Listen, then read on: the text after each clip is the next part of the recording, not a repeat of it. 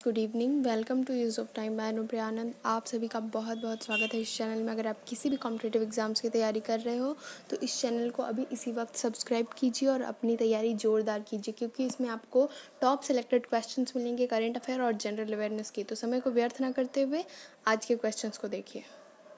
Question number 1 ध्यान से देखिए। सन 1923 में नागपुर में कौन सा सत्याग्रह हुआ था? बताइए, सन 1923 में नागपुर में सत्याग्रह कौन सा हुआ था?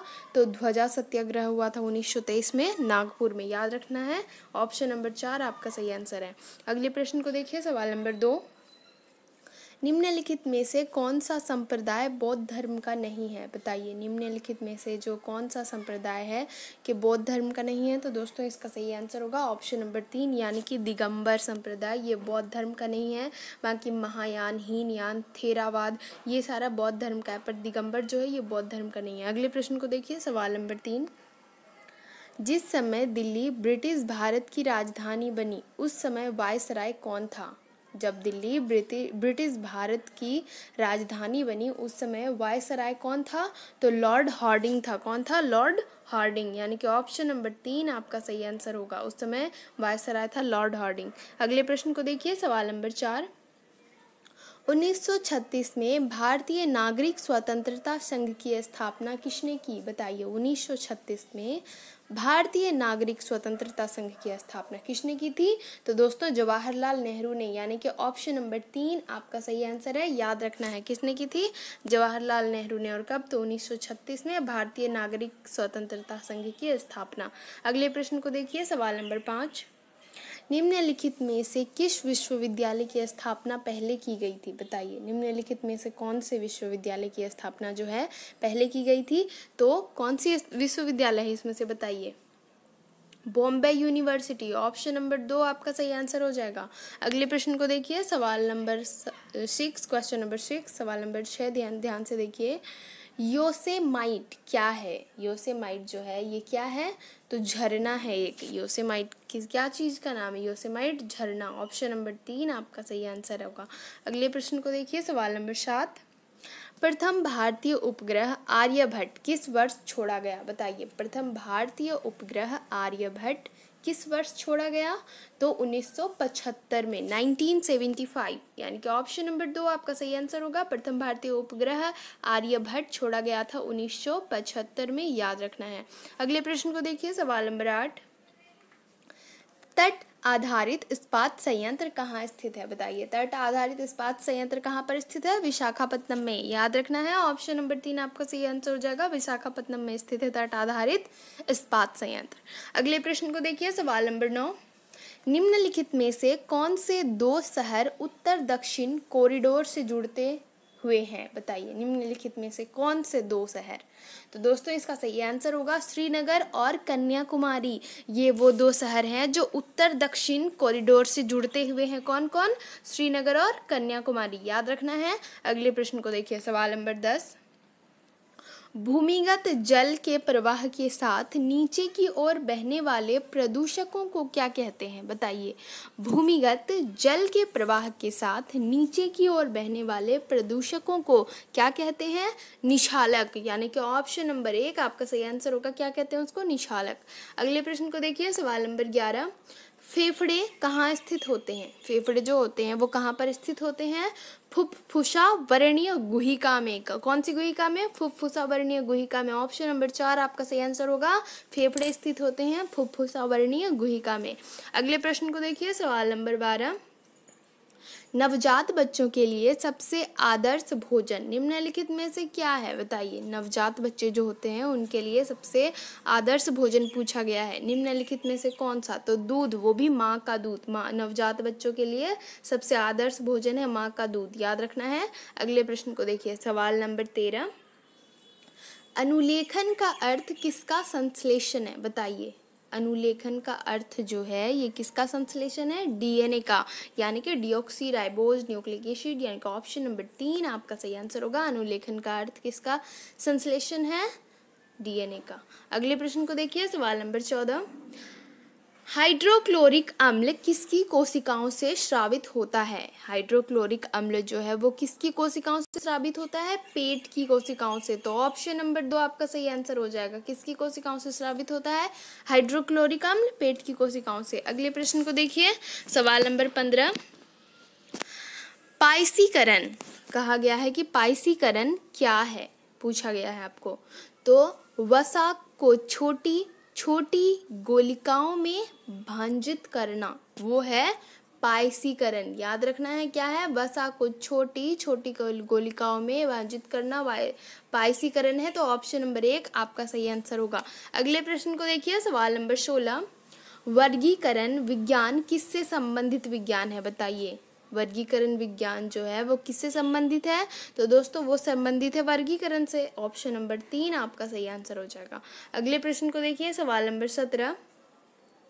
निम्नलिखित में से क्या न्यूटन के रंग चक्रिका परीक्षण की कार्य प्रणाली के लिए उत्तरदायी है? बताइए। निम्नलिखित में से क्या न्यूटन के रंग चक्रिका परीक्षण की कार्य प्रणाली के लिए उत्तरदायी है?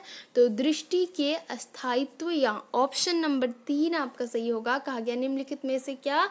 तो दृष्टि के अस्थायित्व न्यूटन के रंग चक्रिका परीक्षण के कार्य प्रणाली के लिए उत्तरदायी है। तो ऑप्शन नंबर 3 यहाँ सही हो जाएगा आपका। अगले प्रश्न को देखिए, सवाल नंबर 18। वीमा MLT-2² किसके अनुरूप है? बताइए। यानी कि मास, लेंथ, टाइम, या यहाँ पर पूछा गया द्रव्यमान, लंबाई, समय। ये कहा गया कि बीमा MLT-2 यानी कि ये किसके अनुरूप है पूछा गया। तो दोस्तों इसका सही आंसर होगा ऑप्शन नंबर 1 बल के अनुरूप है। ऑप्शन नंबर 1 आपका सही आंसर हो जाएगा। अगले प्रश्न को देखिए, सवाल नंबर 19। विकिरण के प्रमात्रा सिद्धांत के संस्थापक कौन है? बताइए। विकिरण के प्रमात्रा सिद्धांत के संस्थापक कौन है? तो दोस्तों इसका सही आंसर होगा प्लैंक, यानी कि ऑप्शन नंबर 3 आपका सही आंसर हो जाएगा। अगले प्रश्न को देखिए, सवाल नंबर 20। संचार में प्रयुक्त फाइबर ऑप्टिक केबल किस सिद्धांत पर कार्य करता है? बताइए। संचार में प्रयुक्त फाइबर ऑप्टिक केबल किस सिद्धांत पर कार्य करता है? तो दोस्तों प्रकाश के समग्र आंतरिक परावर्तन पर कार्य करता है। तो ऑप्शन नंबर 4 आपका सही आंसर हो जाएगा। अगले प्रश्न को देखिए, सवाल number 21। Moore school of engineering में निर्मित प्रथम इलेक्ट्रॉनिक कंप्यूटर कौन सा था? बताइए। कौन सा स्कूल? ध्यान से सुनिएगा। मूरे स्कूल ऑफ इंजीनियरिंग, इसमें निर्मित प्रथम इलेक्ट्रॉनिक कंप्यूटर कौन सा था? निम्नलिखित में से आपको बताना है कौन सा था। तो दोस्तों इसका सही आंसर क्या होगा? बताइए। इसका सही आंसर होगा ऑप्शन नंबर 3 यानी कि ENIAC। कहा गया है कि प्रथम इलेक्ट्रॉनिक कंप्यूटर कौन सा था? तो ऑप्शन नंबर 3 आपका सही आंसर होगा ENIAC, यानी कि electronic numerical integrator and computer, इसका फुल फॉर्म होता है। ध्यान से सुनिएगा, electronic numerical integrator and computer, ENIAC का ये फुल फॉर्म है। तो सवाल पूछा गया था कि मूरे स्कूल ऑफ इंजीनियरिंग में निर्मित प्रथम इलेक्ट्रॉनिक कंप्यूटर कौन सा था? तो ENIAC ये प्रथम इलेक्ट्रॉनिक कंप्यूटर था, याद रखना है। अगले प्रश्न को देखिए, सवाल नंबर 22। इंटरनेट द्वारा निम्नलिखित में से किस मानव प्रोटोकॉल का सर्वाधिक प्रयोग किया जाता है? बताइए। इंटरनेट द्वारा कहा गया है कि किस मानव प्रोटोकॉल का सर्वाधिक प्रयोग किया जाता है? तो दोस्तों इसका सही आंसर होगा TCP और IP, यानी कि ऑप्शन नंबर 2 यहाँ आपका सही आंसर होगा। TCP इसका फुल फॉर्म होता है ट्रांसमिशन कंट्रोल प्रोटोकॉल, और IP इसका फुल फॉर्म होता है इंटरनेट प्रोटोकॉल। तो यानी कि ऑप्शन नंबर 2 यहाँ पर आपका TCP IP ये सही होगा। कहा गया था कि इंटरनेट द्वारा निम्नलिखित में से किस मानव प्रोटोकॉल का सर्वाधिक प्रयोग किया जाता है? तो TCP का या IP का। तो याद रखना है, इसका फुल फॉर्म मैंने आपको बता दिया, ध्यान से सुन लीजिए। TCP यानी कि ट्रांसमिशन कंट्रोल प्रोटोकॉल, और IP इंटरनेट प्रोटोकॉल, याद रखना है। अगले प्रश्न को देखिए, सवाल नंबर 23। अधिकांश क्रस्टेशिया की बाहरी त्वचा किस कार्बोहाइड्रेट से बनी होती है? बताइए। अधिकांश क्रस्टेशिया की बाहरी त्वचा जो है वो किस कार्बोहाइड्रेट से बनी होती है? तो दोस्तों इसका सही आंसर क्या होगा? बताइए। इसका सही आंसर होगा फ्रेंड्स ऑप्शन नंबर 3 यानी कि काइटिन। याद रखना है, ऑप्शन नंबर 3 आपका सही आंसर हो जाएगा। अगले प्रश्न को देखिए, सवाल नंबर 24। रदरफोर्ड के प्रकीर्णन परीक्षण ने किसकी मौजूदगी को सिद्ध किया है? बताइए। कहा गया है कि रदरफोर्ड के प्रकीर्णन परीक्षण ने किसकी मौजूदगी को सिद्ध किया?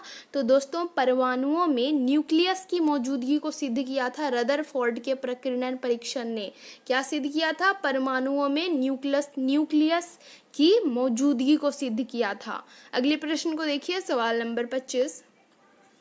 जब किसी धातु को लपटकर गर्म किया जाता है तो इलेक्ट्रॉन ऊर्जा को अवशोषित कर लेते हैं और उच्चतर ऊर्जा स्थिति की ओर छलांग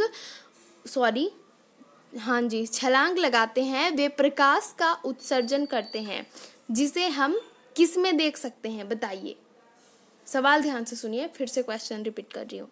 जब किसी धातु को लपटकर गर्म किया जाता है तो इलेक्ट्रॉन ऊर्जा को अवशोषित कर लेते हैं और उच्चतर ऊर्जा स्थिति की ओर छलांग लगाते हैं। वे प्रकाश का उत्सर्जन करते हैं, जिसे हम किस में देख सकते हैं? तो दोस्तों इसका सही आंसर होगा ऑप्शन नंबर 3 यानी कि उत्सर्जन स्पेक्ट्रम में देख सकते हैं। तो ऑप्शन नंबर 3 आपका सही आंसर हो जाएगा। अगले प्रश्न को देखिए, सवाल नंबर 26। रक्तचाप किसका अधिक स्राव होने से बढ़ सकता है? बताइए। रक्तचाप किसका अधिक स्राव होने से बढ़ सकता है? तो दोस्तों इसका सही आंसर होगा थायरोक्साइन। किसका? थायरोक्साइन, यानी कि ऑप्शन नंबर 1 आपका सही आंसर होगा। अगले प्रश्न को देखिए, सवाल नंबर 27। ग्रीन हाउस गैस की अवधारणा किसकी थी? बताइए। ग्रीन हाउस गैस की अवधारणा किसकी थी? तो जोसेफ फ्यूरियर की थी। किसकी? जोसेफ फ्यूरियर की थी ग्रीन हाउस गैस की अवधारणा। तो ऑप्शन नंबर 1 आपका सही आंसर हो जाएगा। अगले प्रश्न को देखिए, सवाल नंबर 28। भोपाल गैस त्रासदी जो कि 1984 में हुआ था वो किससे संबंधित है? बताइए। भोपाल गैस त्रासदी जो कि 1984 में हुआ था, पर 3 दिसंबर 1984 में हुआ था। ये हुआ था 3 दिसंबर को 1984 में भोपाल शहर में हुआ था। ये एक भयानक दुर्घटना थी जिसमें कि बहुत सारे लोगों की डेथ हो गई, बहुत सारे लोग मर गए। इसमें 15,000 लगभग लोग मर गए इसमें, और बहुत से लोग इसके कारण बहुत से लोग अंधापन का शिकार भी हो गए इसके कारण। ये जो है भोपाल में स्थित एक यूनियन कार्बाइड नामक कंपनी के कारखाने से मिथाइल आइसोसाइनाइड नाम की एक गैस, जहरीली गैस निकली थी, जिससे कि जिन तक ये गैस पहुंची सब लोगों की मृत्यु हो गई और बहुत से लोग अंधापन का भी शिकार हो गए। लगभग 15,000 लोग की मृत्यु हो गई थी इस गैस के कारण, जो कि 3 दिसंबर कब हुआ था? 3 दिसंबर और 1984 में। कहाँ पर? तो भोपाल में। याद रखना है। तो दोस्तों इसका सही आंसर क्या होगा? सवाल पूछा गया था आपको कि भोपाल गैस त्रासदी 1984 किससे संबंधित है? तो इसका सही आंसर होगा मिथाइल आइसोसाइनाइड यानी कि आइसोसियानेट, यानी कि ऑप्शन नंबर 3 आपका सही आंसर हो जाएगा। अगले प्रश्न को देखिए, सवाल नंबर 29। प्रदूषित वातावरण से छोड़े गए विविक्त पदार्थ को प्रायः किस प्रक्रिया के दौरान फिल्टर किया जाता है? बताइए। कहा गया है कि प्रदूषित वातावरण से छोड़े गए विविक्त पदार्थ को प्रायः किस प्रक्रिया के दौरान फिल्टर किया जाता है? कौन से प्रक्रिया के द्वारा? तो छींकने के दौरान कहा गया है इसमें कि ऑप्शन नंबर 2 इसका आपका सही आंसर होगा। प्रदूषित वातावरण से छोड़े गए विविक्त पदार्थ को तो छींकने के, इसका सही आंसर होगा ऑप्शन नंबर 2। अगले प्रश्न को देखिए, सवाल नंबर 30। ये हमारा अंतिम प्रश्न है। सारस कहाँ का राज्य पक्षी है? पूछा गया है कि सारस जो है वो कहाँ का राज्य पक्षी है? तो ये राज्य पक्षी है उत्तर प्रदेश का। तो ऑप्शन नंबर 2 आपका सही आंसर होगा। याद रखना है, सारस जो है उत्तर प्रदेश का राज्य पक्षी है। कैसा लगा वीडियो कमेंट करके जरूर बताइएगा। अगर आपने अभी तक चैनल को सब्सक्राइब नहीं किया तो देखिए वीडियो के नीचे रेड कलर में सब्सक्राइब लिखा होगा, सब्सक्राइब बटन को प्रेस कर दीजिए। उसके बाद आपको एक बेल आइकन दिखेगा, उस बेल आइकन को प्रेस कर देना है और ऑल में क्लिक कर देना। उससे क्या होगा कि मेरे द्वारा जो डाली गई वीडियोस होती है उसकी नोटिफिकेशन आप तक सबसे पहले पहुंच जाएगी और आपकी तैयारी जोरदार होती रहेगी टॉप सिलेक्टेड क्वेश्चंस के साथ। तो वीडियो को जितना शेयर कर सकते हो शेयर कीजिए। अगर आपकी जान पहचान में आसपास या कांटेक्ट में कोई भी ऐसा स्टूडेंट है जो कॉम्पिटिटिव एग्जाम्स की तैयारी जोरदार करना चाहता है और उसे टॉप सिलेक्टेड क्वेश्चंस की ज़रूरत है, तो इस चैनल को ज़रूर सब्सक्राइब कर लीजिए और शेयर करते रहिए। Thank you friends, thanks for watching my video. अगर इससे पिछली वीडियो को देखना चाहते हो तो ऊपर आई बटन पे आप देख सकते हो इससे पिछली वीडियोस, और नीचे डिस्क्रिप्शन में भी आपको वीडियोस की लिंक मिल जाएगी। आप टेलीग्राम, ट्विटर, इंस्टाग्राम या फेसबुक पे मुझे फॉलो करना चाहते हो तो उसकी लिंक भी आपको नीचे डिस्क्रिप्शन में मिल जाएगी। आप मुझे फॉलो कर सकते हो या फिर टेलीग्राम पे सर्च कर सकते हो use of time by Anupriya Anand, वहाँ पे आपको हमारा चैनल मिल जाएगा, वहाँ पर भी जाकर आप पढ़ाई कर सकते हो। कैसा लगा वीडियो प्लीज़ कमेंट करके ज़रूर बताइएगा। Thank you, thanks for watching my video.